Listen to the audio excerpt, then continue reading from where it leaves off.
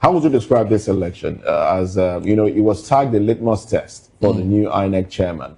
So how would you describe the outcome of this election and the accusations of vote buying and every other thing that happened? And also, don't forget the fact that there was a video that showed that at some polling units, the registrar where the votes will be collated wasn't even present at the polling units. It was alleged to be somewhere else while voters were casting their votes, where they said it would be written and then submitted from. You know, when you are trying to challenge the outcome of an election, you are looking at substantial evidence. No election can be 100% perfect. It's not possible. But if the election have been conducted substantially in a peaceful manner, it should be accepted. There is no issue of rigging or overvoting. You know, these are serious issues in an election. There is no issue of thumb printing somewhere and bringing the vote to the polling units and all that. There is no issue of ballot box snatching. We didn't hear that. We didn't see that.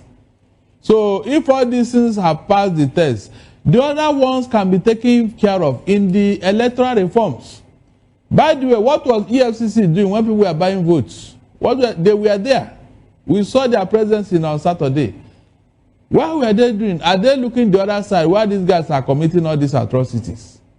So the problem, the onus is on EFCC to do their job. Arrest those who were carrying cash, displaying it openly. Arrest them so that it will act as a deterrent. But if you do not, why do you want to blame INEC chairman? He's not the one to take care of such things now. But to conduct the election, at least the materials came on time, mostly.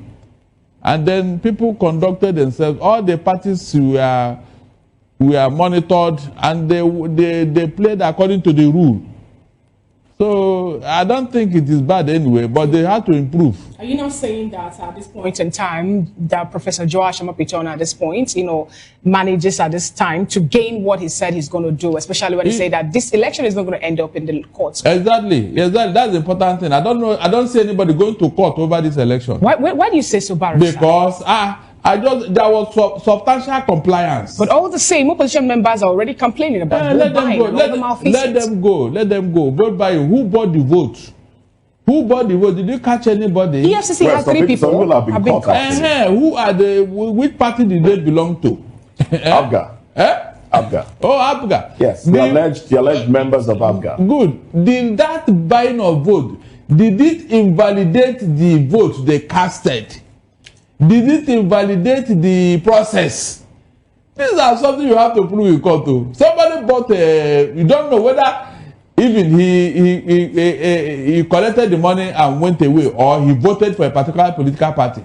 Even if he voted one vote, will it invalidate the result of the election, Moses? Please tell me. They caught 3 people who were, 3. That's 3 votes.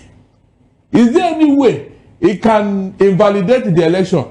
You know, it's not possible. It can't happen. Barrister, those 3 people were caught in using other members actually from them to cast their vote. So we cannot tell how many persons they've already then you need to, that's so are we saying this time around that in some cases we can exonerate people who indulge in vote buying? We are not exonerating anybody. We are only looking at if what they did can affect the outcome of the election substantially.